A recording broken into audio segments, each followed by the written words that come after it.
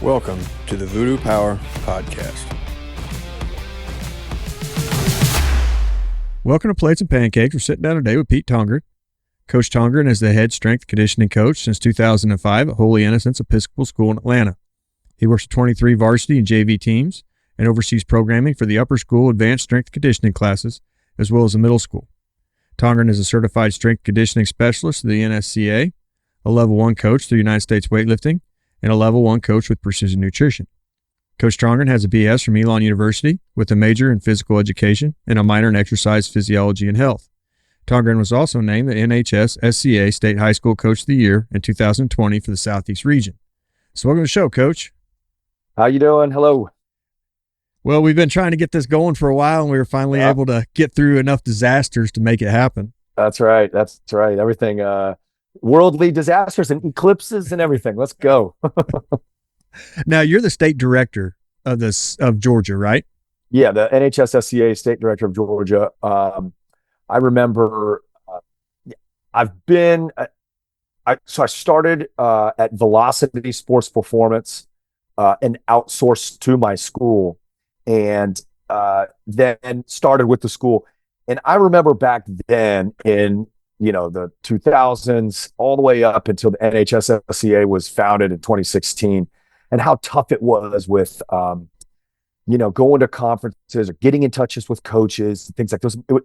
It was also more difficult when social media is a lot easier to get in contact with people and all that kind of stuff too. But anytime you go to a conference, everyone's just looking to see you got a big name on your jersey or your shirt or whatever it is. And when the NHSSCA, my boss at Velocity was Rich Gray, and so I remember him telling me, he's like, "Hey, we got something big coming up in the hopper here." And then sure enough, the NHSSCA came along. I was one of the original members, and since that moment, I believe that the high school strength and conditioning world is just absolutely exploded, from the connections that everybody makes to the help everybody gives. And so I've been a part of it since then.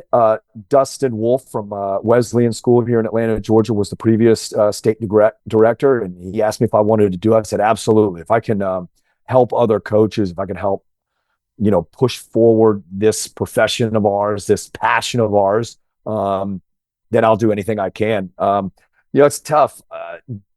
Being in an organization like this, being director, state advisory board, whatever it may be, it's kind of tough for us strength coaches. All we do is, we coach all day long, and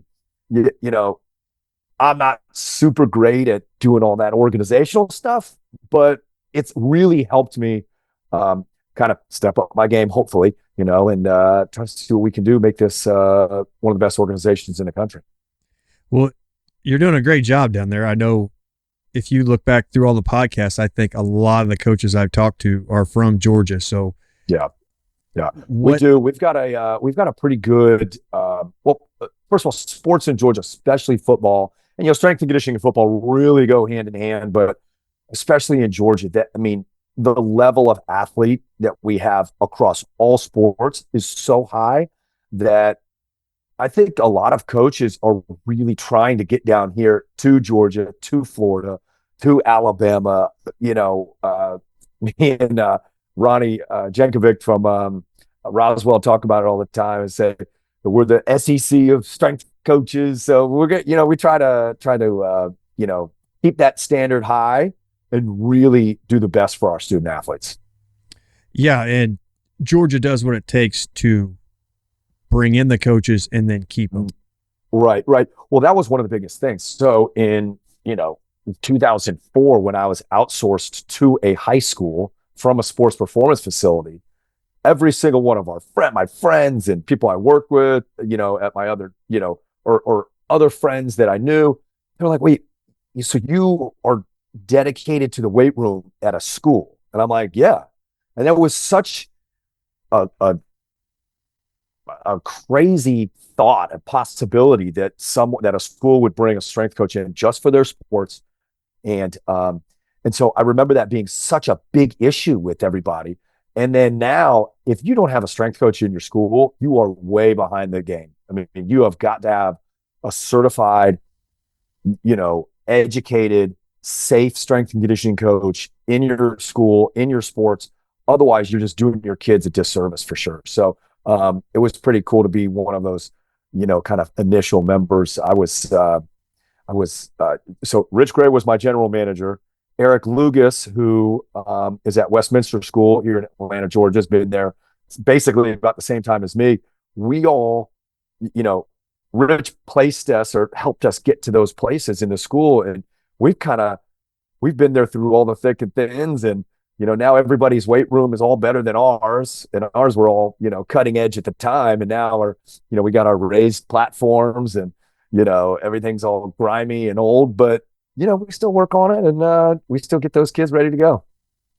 Yeah. Sometimes it's not how nice it is. It's what exactly is done inside of there. Well, we've a new weight room was in our capital campaign before COVID hit. And of course, that was the first thing to go. So the weight room and the aux gym and all that kind of stuff was out. So it's going to be in the next one that we have. So I'm pretty excited about that. At the same time, you're still going to squat in it. You're still going to clean in it. You're still going to bench in it. You still got to work. The kids still got to buy in. You still got to, coach them up and do it. It doesn't matter how fancy it is. You still got to get the work done. And, actually that's, kind of leads me on the wall. It was the first year I was there. It was the first quote I put up on the wall. It says, "We're here to work," because it was so nice at the time. It was sharp and clean and pretty and all, the logos everywhere. And I didn't want people to think it was a Lifetime or like, well, how come there's not a TV above the treadmills? I said, well, because we're here to work. We're not here to, mess around. So that's kind of one of my, that's kind of my motto at the school is kind of, we're here to work. So, yeah.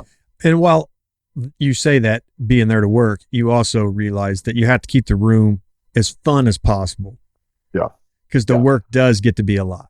Well, it gets to be a lot. And also, one of the things I've learned over the years, 45 now, about to be 46. And I feel, well, I am old. I don't really feel old, but over the years, I have grown in my age, I guess, in that I realize a little bit more now. These kids, except for the few, will never be as serious about it as I am. They know they have to do it. They know it'll make them better. So they work and they work really well. And I applaud them for that, but no one's going to appreciate it as much as I do. No one's going to, be as excited to get in there at 8:00 on a Monday and like really work hard. So trying to break that monotony every once in a while, because we do a lot of the same stuff in different forms over and over because it works. We'll do some sort of squat, some sort of a clean, some sort of a press and push and hinge and all that stuff. And it gets really boring. It gets boring for me to do it. It gets boring for the kids to do it, to program it. So we do try to change it up a little bit. We've got a bunch of different tiered workouts that we do. So we're going through kind of a fitness phase right now with the kids who are off season, just to kind of break it up and, throw a lot kind of more circuits and kind of crazy stuff, get them a little bit more excited. And then we also do themed workouts throughout the year as well. So, in the fall, we'll do what's called the Crypt Keeper's Revenge, and it's a Halloween themed lift. We'll have everyone get in their Halloween costumes, so everyone's in silly stuff in the weight room with also scary music on, and then we have in the spring we've got spring break and sunnies. So now everyone's got their sunglasses on and their board shorts and Hawaiian shirts and whatnot. We throw on some Bob Marley or Jimmy Buffett or something like that and do something silly, kind of pump up for the beach. Just something a little bit different. But the big one that we do is in Christmas, and that's the 12 days of Liftmas. And I don't know how long. We've been doing it maybe for about 10 years, but I had seen Coach Gary Schofield, who was over at GAC at the time. I think he had one photo on Facebook, and all of his kids had ugly sweaters on. And I'm like, just like we, use different programs and different ideas and things like that, I'm like, that's a great idea. So I started saying, all right, we're going to do this 12 days of Liftmas. Bring your ugly sweaters, wear your reindeer hats, whatever. We're going to throw in some Christmas music. Nowadays, there's Christmas trap music, which the kids love. So they're like that. And we have this kind of waterfall style workout where they have 12 exercises and, You start with one, and then you do the second one and the first one, and then you do the third, the second, and the first, and then the fourth, the third, the second, and the first, and you go all the way to 12. And it takes about 35 minutes, and they are working. It is a great time. The kids love it. They know the workout's tough, but they also know that we're going to be silly at the same time and do it. And then about 5 years ago, I can't remember what it was. Somebody else had mentioned, what do you do with this? And I started thinking about how we could help others, and we turned it into a toy drive. And I work at a private school. We're very lucky. Our kids are very, very well off. They have a lot of awesome memories for Christmas. And there's some people who don't in the holidays. The holidays can be tough for a lot of people. And so one of the things I really want to try to instill in these kids is a bit of giving, a bit of, hey, let's maybe help someone who doesn't have all the means that we do. Maybe they can have one smile for a day. They got a toy they can play with. They're like wanting forever. And I think that our kids are absolutely awesome. Our kids are unbelievable at Holy Innocents. They got great hearts. They work hard. They're knuckleheads just like everybody else, but they're awesome. And they really took to it too. And this year we were able to split our toys through a couple different organizations. This year we had so many, which was great. So we have 8 classes throughout the day, and every single kid brought one. And I tell them now, I said, I know we're all dressing up and getting silly, but I would rather you bring something for someone else than get dressed up and think about yourself. So the kids have kind of really stepped up to that, which is awesome. We got a couple teachers, joining in now. I'd like to eventually have like a whole teacher, afternoon as well. So I love how it's morphed and evolved. And so it's a pretty big, fun little event we do during, it's the last workout before exams. So a little bit of a break before the kids kind of go crazy with all their stuff. So thinking about that, I live with 3 females. So have you ever thought about ripping off Hallmark and then doing a Liftmas in July? And then, we do. I think it would be a great idea. I love that idea because I am all about themes. Me and my wife, we go to some party, there's a theme, we are in. I'll dress up for anything. I got no shame in my game. We actually do, there is a female group that we have during the summer. So the summer hours, football works out itself. We have an open gym hours, but starting last year, we started doing an all-female group. So we really want everyone to join together. So cross-country, volleyball, softball, women's basketball, we have a lot of 3-sport athletes, 2-sport athletes. So like some of the lacrosse players are in there and things like that. So we have them all in a group so that, they're all pushing each other and working. And we do themes for that as well. So we do like neon theme and, 4th of July theme and camo and all of that fun stuff. So we do that every Wednesday of their whole kind of summer session. So it's a lot of fun. God bless the females that they're a little bit less, likely to jump in on kind of getting out of their comfort zone, looking silly. But the boys, man, they'll do anything. They'll act like idiots. It's awesome. So, well, we've been talking back and forth for a while before we were able to get this set up and trading back and forth information and kind of looking at how each other did and everything. And you sent me your athletic survey. So you give your athletes a survey and you kind of learn from them. I imagine it really helps with your younger athletes or new to the school athletes. Mm-hmm. What made you decide that an athletic survey was the way to go? Well, I'm trying to think. There was, we're always brainstorming, with our colleagues and things like that. And I think someone had mentioned, I asked them a couple questions, and it was around that COVID time a little bit. And we had a lot of Zoom meetings with Jeremy Boone from, who's a big leader, speaker, talking about like how to really connect with people, talking about how connection is so much more important than just communication between, a coach and an athlete. And one of the things he talked about was, they'll buy into the person more than the program first. Because if they don't believe in you, then they're not going to believe in what you do. And so I started thinking about that. And, as a coach, you're always trying to push your kids, your athletes to, let's work hard, let's do this. But I started realizing that, once again, they're not going to be as invested as I am. They are invested. Don't get it twisted, but they're not as it's my passion. It's what I do every day. I've done for my entire life.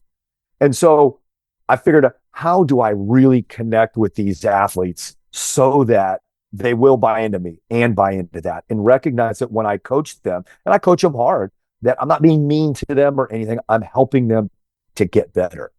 And so I put together the survey, and it has really changed how the kids, I don't want to say maybe how I coach, because luckily over the years I've been able to coach different ways. If you're only a hammer fist, you're going to miss a lot of athletes because they're not going to respond to that. If you're the player's coach, right, you're going to miss a lot of athletes too. And so I feel like I've learned a lot about how to deal with lots of different types of athletes and populations too. And this has just been absolutely instrumental in that. So I have it over here with me right now. Pretty simple. What's your name? What's your grade? What sports do you play? So a lot of kids, I might see them in, let's say, football at the beginning of the school year, but that's not their favorite sport. Maybe lacrosse or baseball is their favorite. And that's where I really start to learn a little bit, because the first time you meet an athlete or a person, that's kind of like that's who they are. All right, it's on the football team. All right, there we go. Well, little did I know, this kid's a gangster baseball player, and that's his passion. He just happens to play football, right? Well, that helps when I connect with them.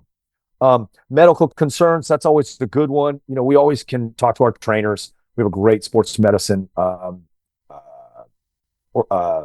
department at Holy Innocents, and they are great. They've got great notes, and we collaborate a lot with them. But I might have someone who's like, oh yeah, I broke my ankle 2 years ago, and it's fine. I'm past my physical and all that kind of stuff. But then when I watch them do some sort of a line hop or something, and they can't jump, that really, okay, so now I know why, right? So it's not like they're just being lazy. Like, oh, you had a broken ankle that, your bone was sticking out. Of course it's going to be tough, right?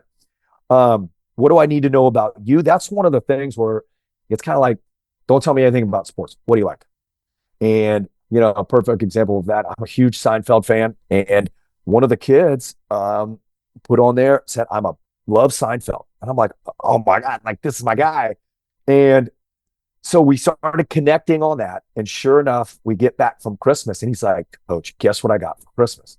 I got the whole, Seinfeld set Lego for Christmas. And it's awesome. And so, it's just that other little bit to really connect with these kids so that it's not just, on them all the time. The biggest question that we've got, well, they're all big, but one of the best ones that I put on here is, how are you motivated? And I said, circle one, I want a kick in the butt or a pat in the back. And those are two very distinctly different ways of coaching. And since doing that, that has been the main question that has helped me really kind of put the strength and conditioning program on a different level when it comes to getting kids to, put in their all. If I'm screaming at some kid and they just are in a shell, I'm never going to get the most out of them. And there was one student in particular, great kid, just an unbelievable kid for 3 years, just like everyone, just kind of, come on, just kind of on him. And we did the survey. It was actually the first year that I did the survey, and I see it from him. It was about 5 years ago. And he circles a pat on the back. And I'm like, okay, that's a big deal, because I've been hammering this kid for 3 years. And sure enough, I start coaching him a little bit more technically, a little bit more, I would say, supportively, and really highlighting the good stuff that he's doing. And hey, let's maybe not do that. Let's do this instead, rather than get working.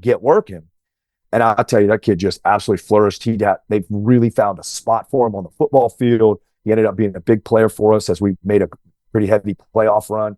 And it was all because I finally learned this. And, it's a bit, I feel bad that it took me 3 years to do it, but at least I did. And now I can connect with him and really understand how he is driven. And so that's a pretty big deal. That's just an absolute huge question that they have on that. Goals on as an athlete, like, do you just want to be on the team, or do you want to start, or do you want to go to college and play?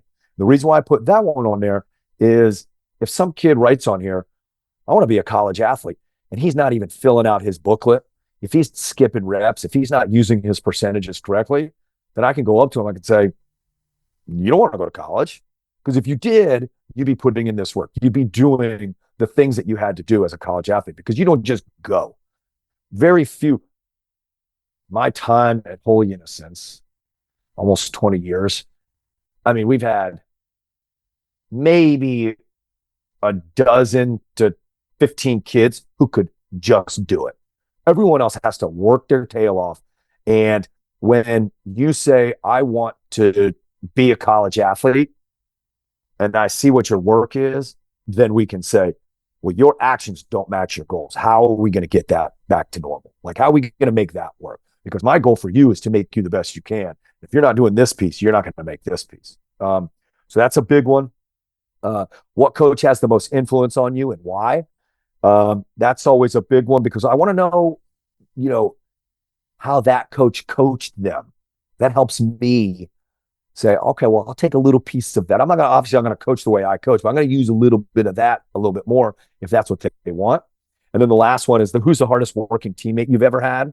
And that's a really good eye opener for me as well, because if some kid says, oh, Johnny Slappy is the hardest working athlete I've ever seen, and I know for a fact that kid skips reps, then I know what this kid actually thinks hard work is. So now I'm starting to figure out what's going on, and once again, how to connect, how to get them to buy in more, how to really engage a little bit more than maybe just, being a screaming, yelling strength coach, which we all kind of are. So that athlete survey has been instrumental in really taking what we do at Holy Innocents and really kind of putting it up on another level. So like, okay, I don't know if you see it. I have it right here. So I took some notes as you were going through it, and that way anybody watching can maybe see what you read it off of. So that last one, that kind of puts that question in perspective for me. I wonder maybe where you came up with that, and then having you explain that makes a lot more sense to me than maybe what I had thought before, because I mean, typically you could ask that question, but you know who the hardest worker in the room is. So exactly. Getting somebody's opinion and then being like, okay, I see. That's a big deal. Right. Well, I mean, I'm a 5'8", 170-pound munchkin. I've been small my whole life. To get to any type of success in any of the sports I've ever played, I've had to work my tail off. And that's the way of the world. Very few people just have it. And there are a lot of people who don't put in a lot of work and get really good. And that's okay. But most of us have to work really hard. We have to outwork other people. We have to be dedicated to what we do. And that's why I put on my wall, we are here to work. You're here to work and get better. Take pride in being better. And so when I ask a question like this, I mean, listen, they're high school kids. They don't really know what hard work is quite yet. And that's one of the things we're trying to really, it kind of leads me into, since, we started talking, you and I, one of the things I've started putting together is this kind of new program for all of the kids, but especially our boys, called, I don't want you to be that guy. We have enough of that guy in the world, and we all know who that guy is. And a lot of not being that guy is putting in work, paying your dues, having discipline, holding yourself accountable. I can hold these kids accountable all day long, but when they hold themselves accountable, when they say that rep wasn't good enough, I'm not going to count it. I mean, the sky is the limit.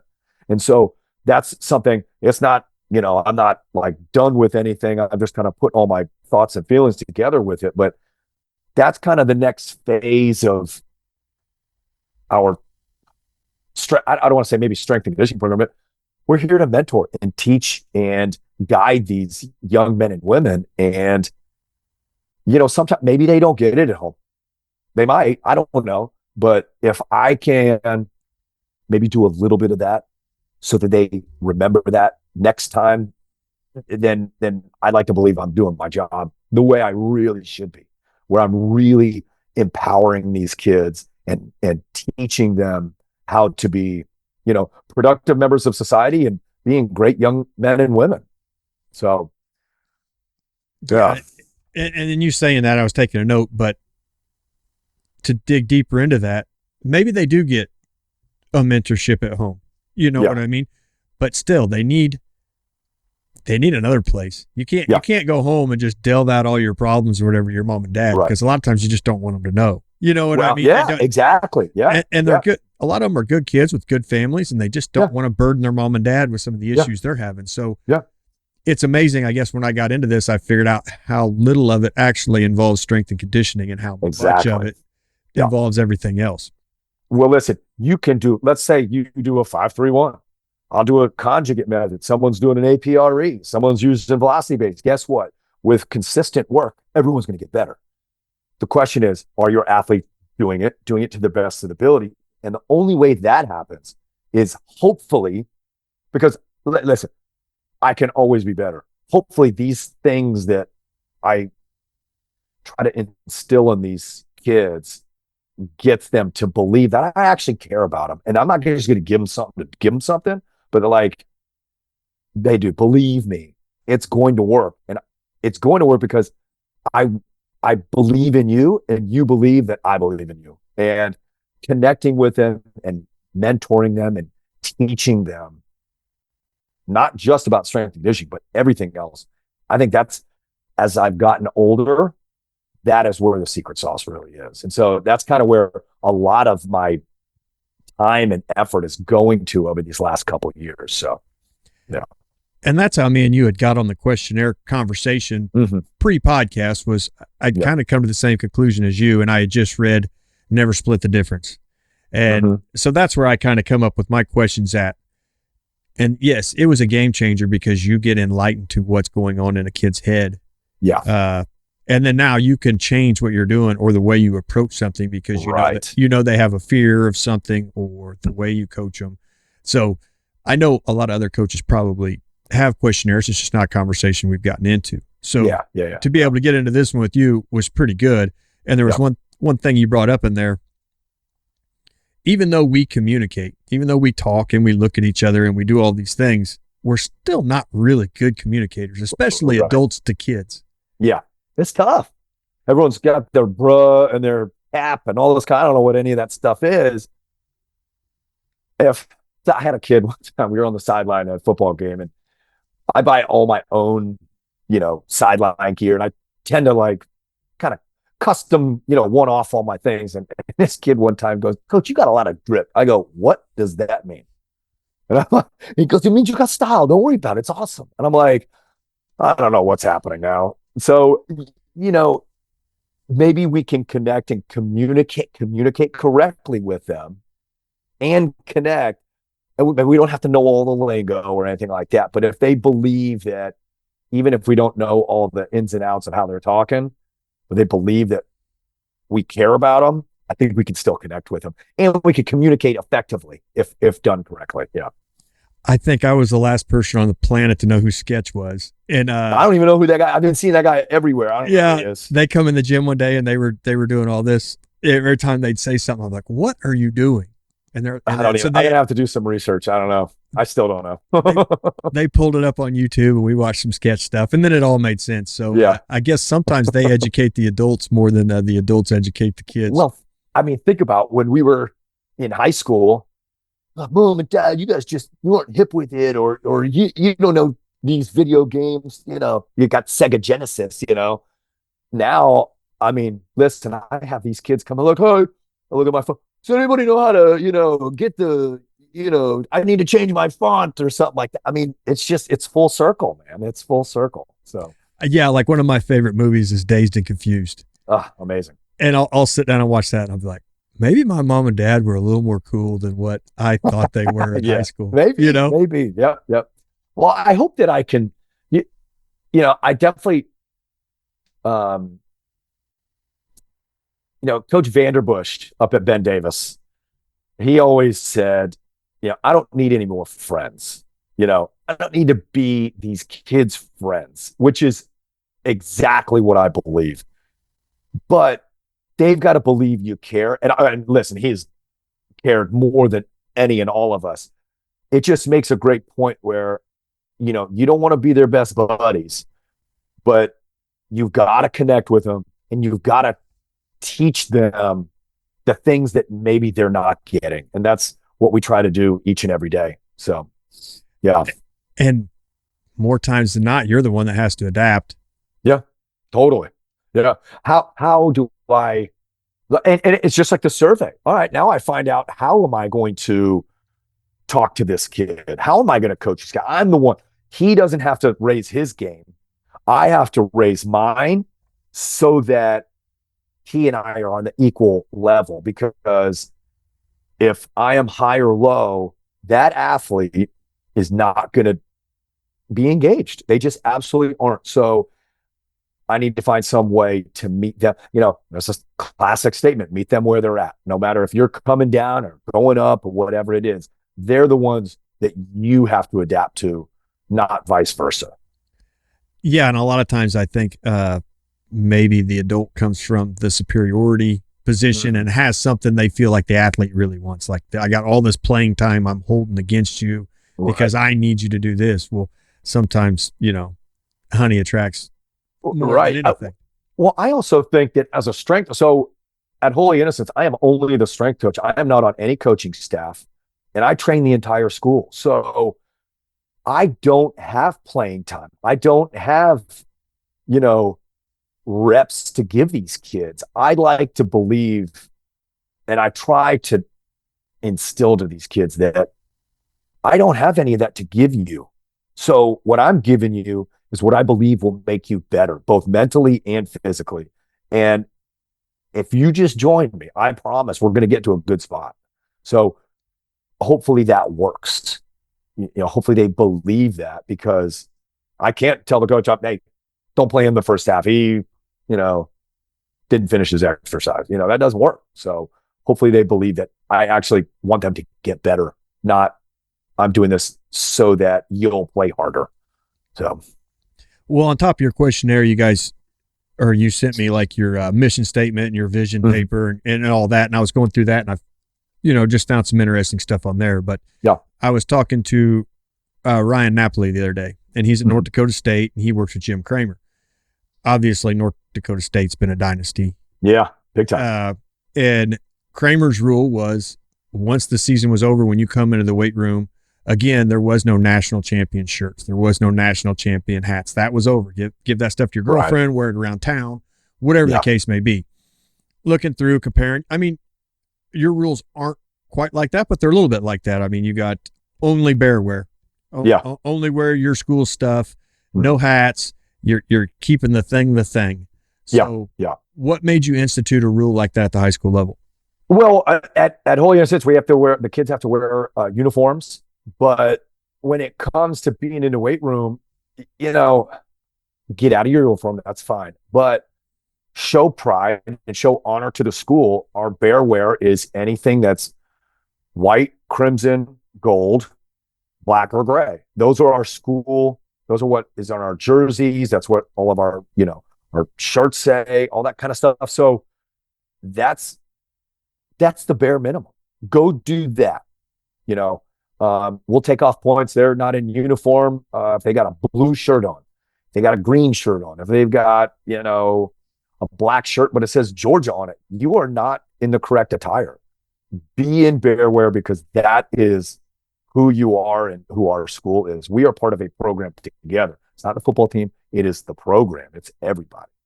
When when it comes to, I think we find as strength coaches, we do a lot of cleaning in our own weight rooms because we want it to, we take pride in what we have. But, I try to hey, listen, you're cleaning up your weight room.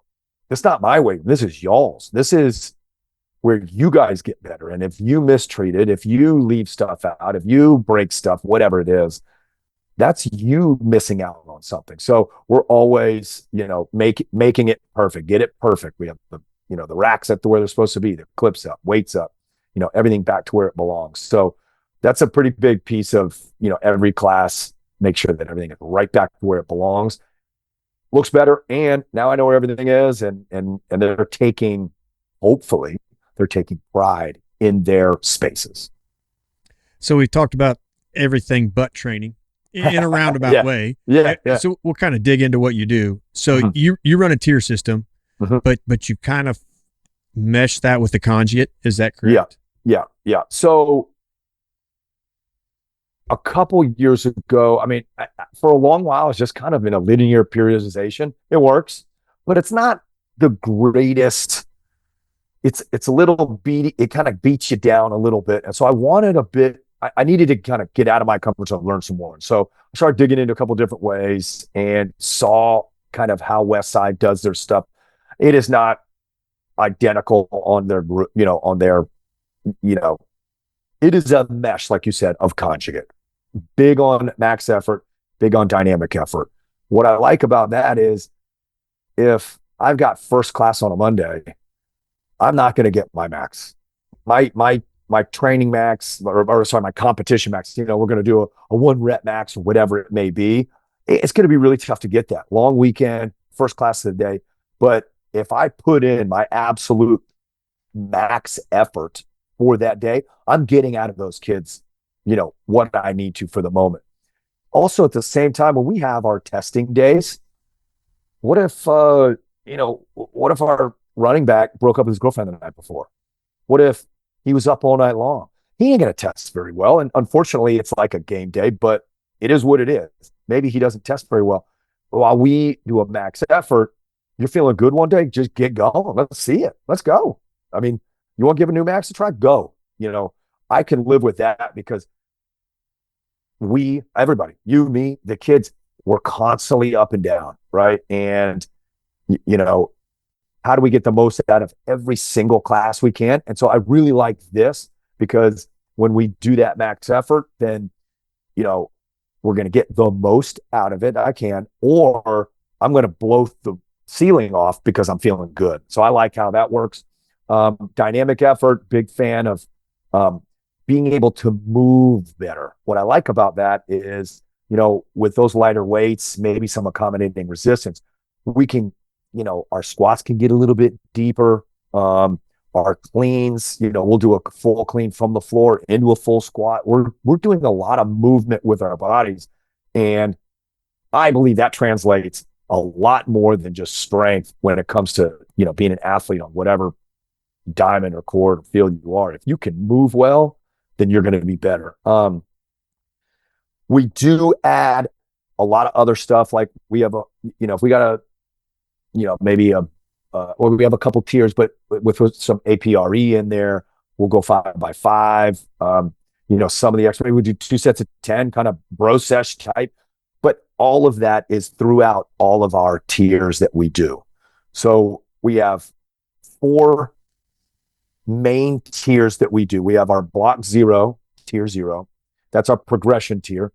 And so if you were to look at our sheet, it would have every progression all the way across. So for squat, for example, it would be, bottoms up squat, which is one of the movement exercises we do every single day for the kids, to a body weight squat, to a goblet squat, to a front squat, to a back squat. And so we're not just going to throw those kids in and say, all right, put it on your back. Let's see what happens. If you can't do the first one, you're not going to do the next one. If you can't do the next one, you're not going to do the next one. And that goes for all of our exercises that we do, from cleans with like a jump shrug, a power pull, and a full clean, to something like like a Romanian deadlift, which would be, like a good morning or a banded RDL or something like that. Moving forward to a heavy RDL with a bar or something like that. And that's also a good one. That's a traditional 5x5 for all the exercises. And I like that because it's enough reps that they got to work, but it's also, and I've looked into the 1x20s, but I like that 5 so that they're still a little bit fresh on that next set. And I know that that's the benefit of 1x20. It's like, you got to be able to be perfect all the way through all of those reps. And that varies too, between like a 10 and a 20, 10, 15, 20. But I like that 5x5, and our kids really respond to that pretty well. And they'll do that like a new athlete. And that could be a senior who's never lifted before or a freshman just coming in for their first class in advanced strength and conditioning. They'll do that between August and probably December in different form or fashion. In the first one, we'll go through the progressions for the first month. Maybe the second month, maybe we'll, do 1 or 2 of the progressions and not the whole thing. And then maybe by the third month, we're getting October, November, December, then we'll be just on the last exercise. So if they're good enough, maybe they'll do 5x5 at a back squat and then bench press, and then they will test. And usually with those new athletes, we'll test like a 5-rep, 3-rep max when we get back from Christmas break, so January. So they get 6 whole months of real pattern grinding, making sure we do those really well before we really kind of push before they get into our like kind of traditional tiers. And we got 3 of those that we do. We have our build tier, we have our strength tier, and our speed tier. Each of them are a month long. And our build tier would be kind of more high volume off season lifts. We're looking at 12, 10, 8s. We're looking at 3 sets of 10. At the same time, we're still going to do things like, we're going to clean some version of a clean every day.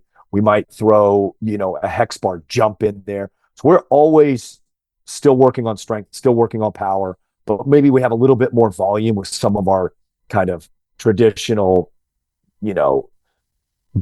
press, pull, squat, hinge, lunge exercises. So that's our build tier. That's usually an off season or after season lift. Our tier 2 is our strength tier. That would be our max effort, mainly max effort lift. 6 sets of 2 is how many we do because of timing. So we try to get a couple sets in, and then I like, if I can, between 4 and 3 or 4 sets at 85, 90+% if they can. Like I said, I mean, the kids are up and down depending on who looks at them right one day or how much sleep they got, which they don't. That is, so I don't need them to have 6 sets at 90+% as a traditional conjugate would. That'd be something that like I would do, or someone who is like high level, this is where you're at all times. But for the kids, if I can get 3 or 4 sets at 85 plus, then they're gonna keep that strength. They're gonna get stronger throughout the season. We still have dynamic effort stuff in there. We still work speed, APRE on there, but the volume is a lot lower. Our intensity, our weight intensity is higher. So throughout a season, they can keep their strength or get stronger, but they're just not getting beat down and sore. So that's what I really love about that max effort style, is that as we have probably about 70% of our athletes are 2 or 3 sport athletes, unfortunately, they're in season all year. And so they can keep that strength. It gets boring, but they can keep that strength and they're never just getting beat up. So that's our tier 2 strength. And then our tier 3 speed would be kind of your dynamic effort. So we'll use accommodating rigs, we use bands, we use chains. I like E-Node and push band before it was kind of discontinued, but E-Node, bands, chains. We do a lot of we do a lot of jumping. And so that would be an anytime tier, but also mainly a kind of a late season, postseason tier.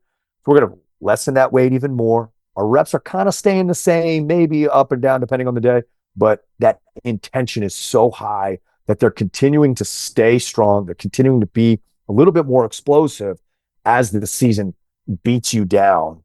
Hopefully, and that's kind of the goal of the speed tier with that. So those are our 4 main ones that we rotate through. We also have a high performance tier, which is a little bit French contrast, and that would be for sure an off season with only my super high level, maybe some of our, big time players going on to school, those athletes. And then we started a sprint tier just this year. So time and space is a big deal. I present a lot on creating better movement patterns without time and space. So our class is an hour long. We are on the end of school. The kids got to come. They got to walk all the way across. They got to get changed. Got to get back up. I've got 10,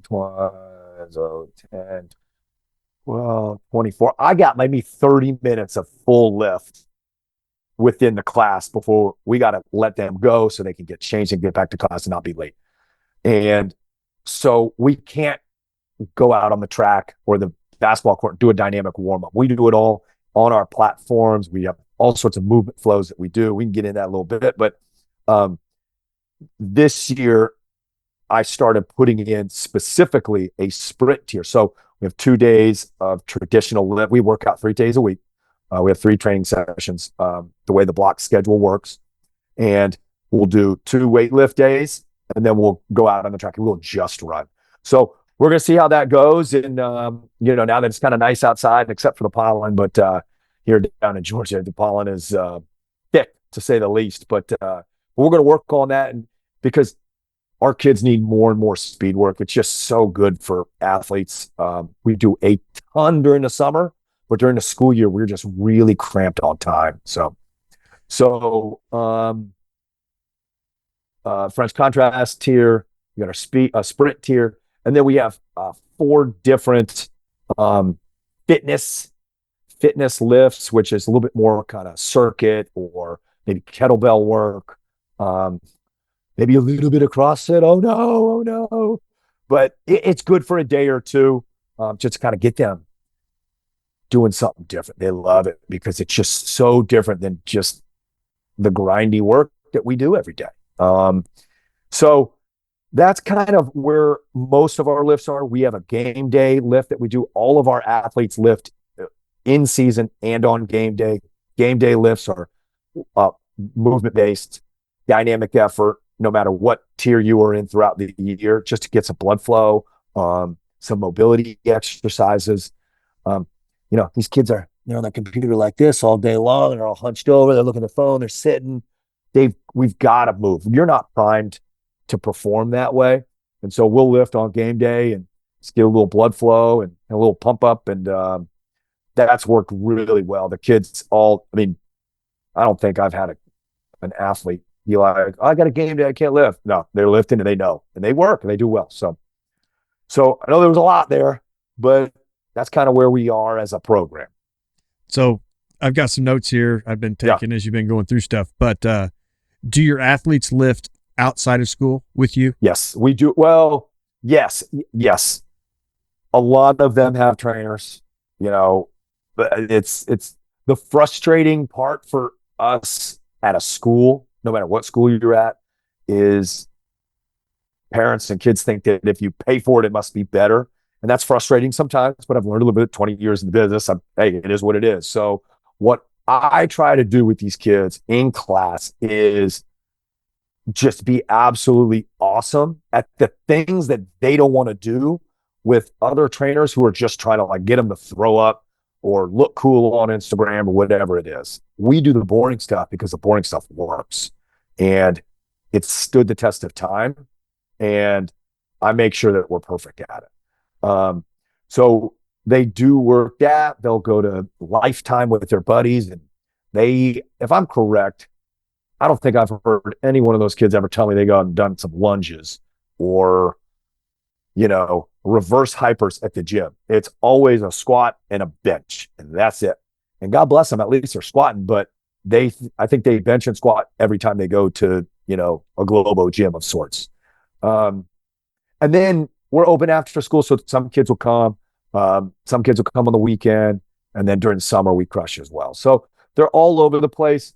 I really try to make sure that foundation is so rock solid that whatever they do someplace else, they're going to be okay. Yeah, it sounds like your biggest hurdle is time. Yes, absolutely. Time and space. Yep. And a lot of coaches are like that. And that's why I love to, help other coaches with that,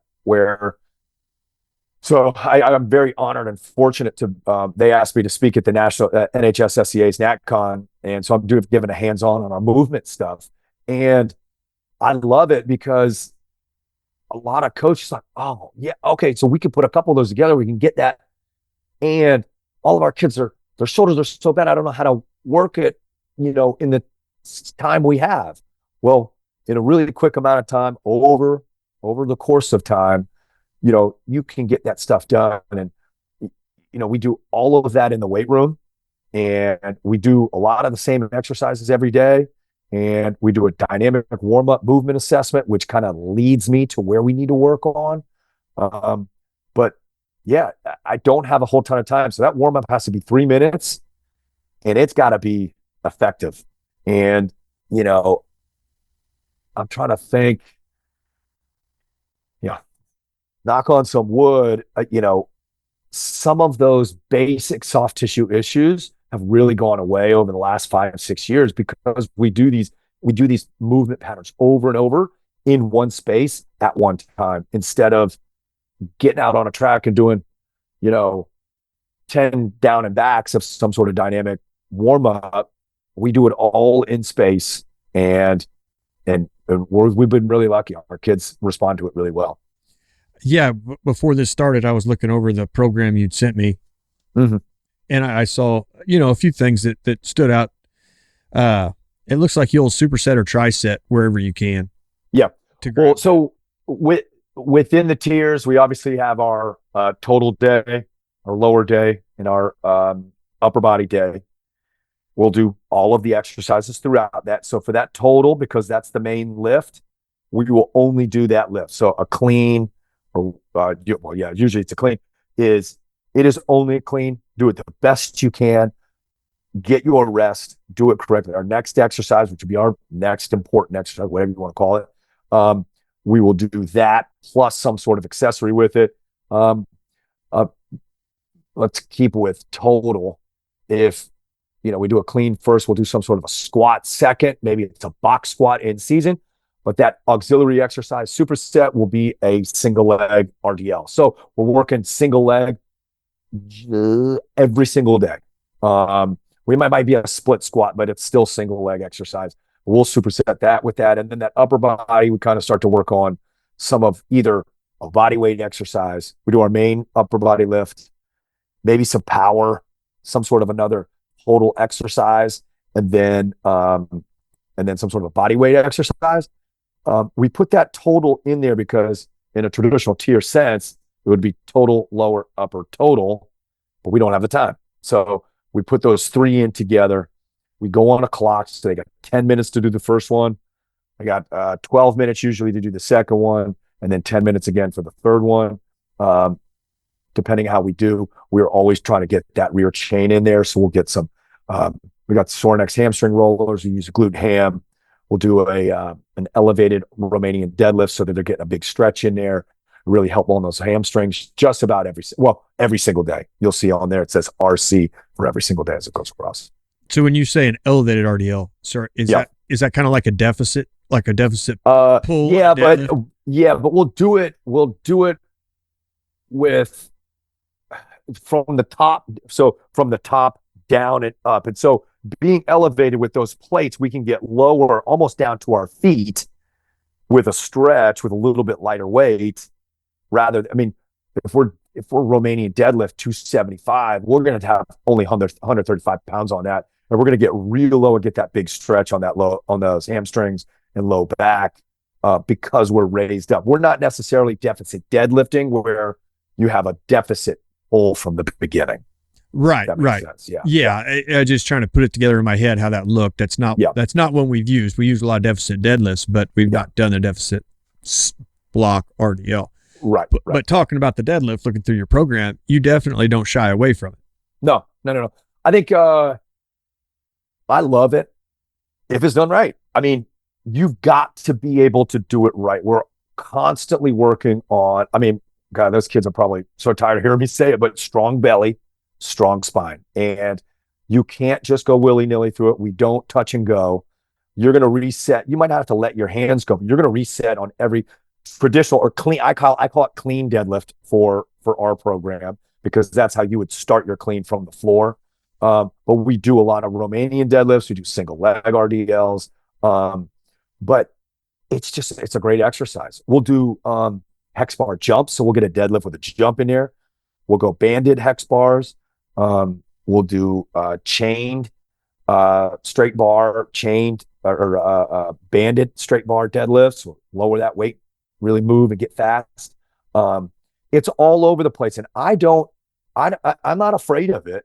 We just got to do it right. If you're just having kids throwing all the weight and, pulling their back up, then of course I don't like it. I don't like that at all. But I would rather a kid deadlift 315 perfectly than 500 and absolutely, look like, he's going to die.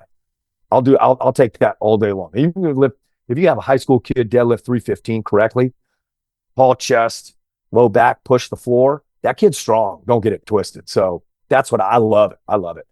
I'm a big fan of, I'm really kind of, we all go through phases, I'm really liking that RDL. We've gone pretty heavy with our RDLs in the off-season football program right now. We lift twice a week in the mornings, and we've been getting pretty heavy with those. I like that form when done. I think it's a little bit easier to keep in that form correctly. When those kids really learn how to hinge and kind of get those hips back, they can put a lot of weight on there and be perfect. I mean, that back is, we are 90 degrees, touch that ground nice and close, and we bring those hips forward and we're up. And they've responded really well to that. So I really like that. I think we're going to, for our summer program, we had a traditional clean deadlift in there. I think we're going to switch that with our RDLs instead for this summer, kind of see how that goes. I want to kind of play with that just a little bit. The one I saw in there that we don't program it a lot because it is very taxing, but the snatch grip deadlift. That seems to really build a sumo deadlift. I don't know why, but that really seems to help. Yeah. Well, whenever you do any exercise snatch grip, it takes your upper body out of it. You almost cannot. You can't use your biceps. I mean, yes, you do. You know what I mean? But you have to use your hips. So I'm a big fan. I think it's in our speed tier that we do a lot of, and in the summer we do a lot of snatch grip power pull. So we'll be in that hang position, and we'll clean high pull with that snatch grip. And those kids immediately are like, whoa, I can't just upright row that or curl it or whatever it is. You really have to triple extend. And that's what I absolutely love it. We don't do, I might teach a senior athlete who's going on to a program. If, I always have them get their incoming freshman program as soon as possible so that we can really be perfect at it. If there's a snatch in there, I'll teach them the snatch. We'll get that going.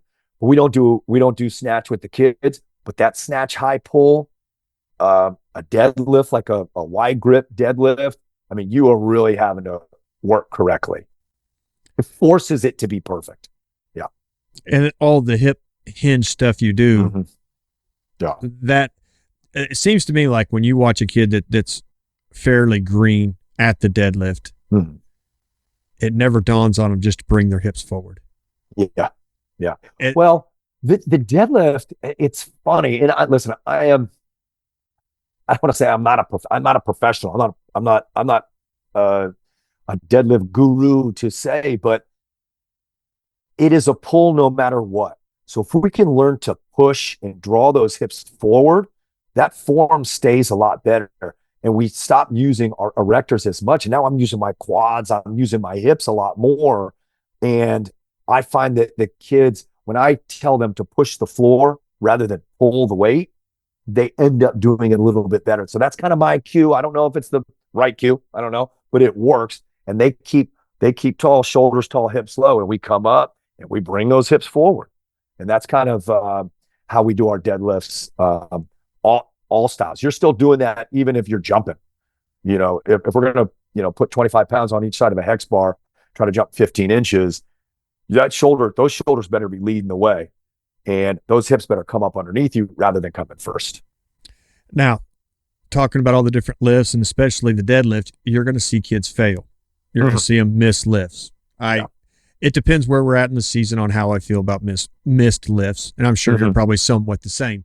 Yeah. But in talking about that, teaching kids to fail successfully. It's hard. That's probably the hardest thing that we got. That is a big piece of that next kind of life lesson type of program I'm trying to put together. In that no one especially kids, unless you understand what the weight room really is, right? You're progressing, we're failing, we're struggling. That gets us better, right? The kids, if they could, would put 135 on a bar and do every exercise because they can. And they don't want to show them fail. They don't want to show their buddies they're failing. They don't want to look like they're failing in front of their coaches and things like that. But a great quote I heard is either you fail or you're a failure. And those are two dramatically different things. And so trying to teach those kids that it is important to fail in the weight room so that you learn how to be better, or do you just give up and become a failure at what you're doing? It's a big deal. And so it's one of those things we're really trying to get our kids to really remember that it is okay and they must fail in there. A lot of them get, a clean is a perfect example. They got it on the bottom, right? And here we go. We're going to clean. I can't get it. Maybe they don't get their elbows underneath. They drop it. They're like, oh man, I should have got it. I said, well, you know what? You know what you just did? You just did an absolutely heavy, fully explosive, clean power pull. You just did a clean high pull. You got great triple extension. Maybe you didn't, we didn't get a good catch on it, but you got a great rep out of that. So understand the win out of it. All right. So now what'd you do wrong? Let's focus on getting that right. We'll pull a little bit closer. Maybe I got to, get my mind right. I don't know, whatever it may be, tell them what they did wrong, really harp on what they did and what they can do. And let's try it again. And surprise, surprise, a lot of times they'll get it because now they're saying like, all right, that's okay. I got a great rep out of that. I know I can do it because it was there. Now I just got to finish it. And so, I love when our kids fail. As long as they got good spots, people are paying attention and active, right? I mean, you have to. I mean, as older lifters who this is our passion and our profession, we know. Like, I'll know when not to do another rep. I'll know, hey, I need to get a kid to come spot me because I know I might fail. That's important. We know that, and I'm okay with that. Young kids don't want to do that. And so that's a big piece of trying to get them, once again, to hold themselves accountable, recognizing it's okay if I don't do this. I gave it my full effort. Maybe I got a great negative on a real heavy back squat. I couldn't get it back up, but I did a 4-second negative. I got great work out of that. And recognizing that that's okay. It's a tough one to get them, but we work on that. We try to teach that every single day if we can. Now, following you, the last year or so on Twitter and all that, you host a lot of clinics at your school. Mm-hmm. You present at a lot of clinics. How do you get yourself ready to present at a clinic? Obviously, you're a good speaker, just talking to you now, but this is me and you. You're getting ready to go into a room full of professionals now and speak on a topic. How do you prepare for that? Well, it's definitely taking time. I mean, it's like anything else. It's repetition. I think luckily I've been given the opportunity to. I think that's a big piece of it. I remember my first, I don't know, I think it was a NHSSCA family day or state clinic. It was, I don't know how many years ago. And, you get an hour slot, 45 to 50 minutes and then a little question and answer. I think I got done in 35. I mean, I just flew through it and I didn't practice. I didn't do anything like that. I just kind of went on and just did it. the next time, you know, it got a little bit better, and then it gets a little bit better, and it gets a little bit better. I think one of the big things to remember also, and this just to any coach who is maybe presenting their very first time, is remember that you're being asked to present because you know what you're talking about. And you're going to talk about a topic that everyone you're talking to wants to hear about and enjoys hearing about, right? So all you're doing is talking shop. You're just doing most of it. And so I started thinking about it like that, in that all you're doing is just, it's like you're sitting at a table going back and forth, but you're just standing up there. And that's really helped me kind of do that. But like I said, more than anything, it's been the opportunity. And I thank everybody who has helped me, in the NHSSCA, from here down in Georgia, Toby Jacoby at Strong Rock, and Gary Schofield, Rich Gray, and those guys have been the ones who have given me the opportunity to do this. And over time, I've gotten better and more comfortable at it, I guess. So it's awesome. I love doing it. And if I can help some coach be like, oh, I didn't think about it that way, I love it. I love doing that.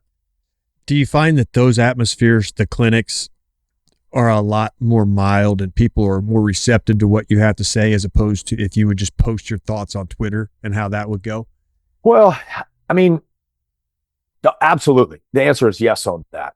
I think we all know that things can get lost in translation on social media, on email, on text message.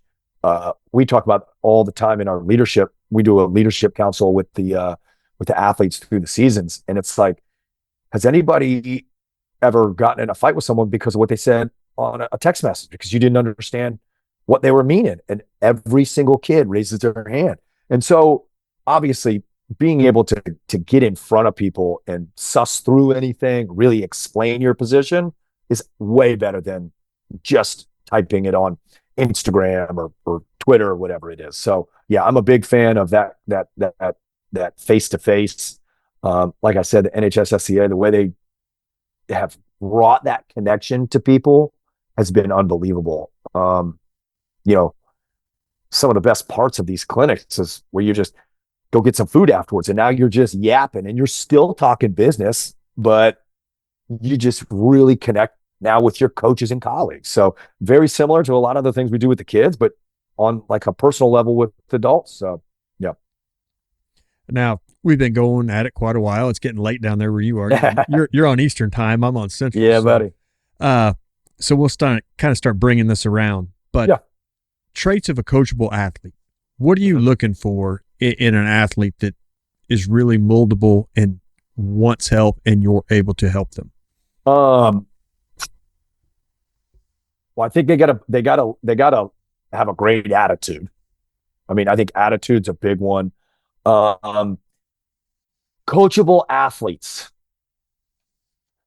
A lot of times we find they're older than they have old souls. I think a lot of coachable athletes, they're the easy ones, right? They're like, oh yes, sir.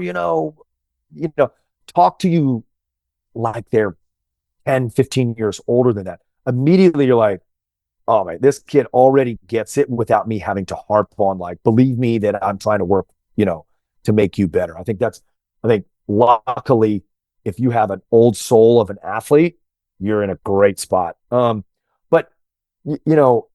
great attitude, the willingness to fail. A coachable athlete is like, all right, I will fail because that will make me better. What else? They got to be confident, but not cocky. I mean, there's a big difference between having confidence and having an ego about things. Great athletes, well, the greatest of all time, all have massive egos, but they also are very confident in what they do no matter what. And with high school athletes, if you can be confident, then I think it's really important, because you've got to be able to do what you say you're going to do. And those kids, when you say, all right, I need you to fail in this, believe me, you can put another 15 on that bar, you're going to be okay. And they, yes, I will. I got you, coach. I can do it. Our female athletes are the toughest ones to try to get over that confident part, right? they are so much more strong and powerful than they ever believe in all aspects. And a lot of times we say, hey, let's put another plate on there. Let's do another this or that. And they're like, I don't know if I can do it. And then they'll crush it. And it's like, see, you can do this. So those athletes who are confident but willing to fail at the same time, I think two of the biggest pieces of it. Also being able to communicate with you. If they can say, Coach, it doesn't feel right. This is why I failed that rep. That's a big piece, because then I can say, all right, this is how you fix that. When it's someone who's like, oh, I don't know, it was heavy. Well, all right, well, we gotta figure something out there. So, yeah, you hit on the female one, and we just got back from Iowa. We went up to a powerlifting meet, and my daughters decided to lift. My oldest one had lifted a few times before. My youngest one never had. She just come to me and she's like, hey, Dad, I want to lift. And nice. If I could get her to understand, like you said, how strong she really is, and put it all together, I think she could have a very long career powerlifting. Yeah, that's awesome. I mean, unfortunately, society has made it tough. Society's made it really tough, and it's been tough forever. But you have these females, God bless them, have this idea that if they lift or if they show they're strong, it's some sort of weakness, and I hate it. I hate it for them because it's so not true. You know, the bulky, stupid myth. Whoever made that myth up, I mean, golly, like, teach me how to sell something to somebody else, because a female comes in twice a week in season for a maintenance lift, thinking they're going to get huge, is like me thinking I'm going on the Mr. Olympia stage. It ain't going to happen. That's like me learning how to play the piano and be like, oh, but I don't want to play like Mozart. You know, it is so ridiculous. And it helps them so much. They need it. That, you know, the injury prevention. Female sports are just as explosive and powerful and physical as any male sport. And they need to be ready for that. And so it's something we're always working on. They are so much stronger than they believe. Yeah, go watch a college softball game. TV does not do that sport justice for how fast it is, how fast they have to be, their hand-eye coordination. Yeah. Women's sports have gotten to be, they're not the old days where everything was slow, and I mean, they're explosive. I mean, just basketball just wrapped up, and look at the great games they had. Amazing. We couldn't have fathomed maybe 20 years ago that women's basketball would look like this. But exactly. Yeah. The sports and conditioning piece is coming in. The way culture's changed. It's definitely a different day and age. Right. Absolutely. Absolutely. Yeah. I get it. I mean, we have tons we have female athletes in how many? We have one dedicated class, and then they're in another two classes. And all of our in-season sports are always lifting. Our women's basketball, we have a great women's basketball program at Holy Innocents. They are lifting all year long. They're training all year long, and it shows. It really shows. They are physical. They're in better shape than other teams. And a lot of times, and that's not always the case, but a lot of times, those teams that really put, especially in high school, that strength and conditioning piece there, those teams are the good ones. And I love what it's done for our entire female program at the school. Well, Coach, I've kept you on here quite a while. I'm glad we were. Listen, we're wrapping. It's okay. I know, but you always want to be respectful of somebody's time. We've been trying to get this together for a while, and then hopefully in the future we can do another one. But I really appreciate you taking time and sitting down and talking with me. Well, thank you very much. Like I said, I'm honored to be even asked to come on this, and hopefully I didn't ramble on too long. I mean, like we all do, we're so passionate about what we do. You just kind of go and, kind of explain how we do stuff in Holy Innocents and how I've grown and learned over the years. And, it might not be perfect, but it works for us. And, we have healthy athletes and highly performing, and, just try to make these kids better, both mentally and physically. And, it's an absolute joy to work with these high school athletes, and I can't see myself doing anything else. When you find it, you know what I mean? When you find that piece that you just said, everything changes.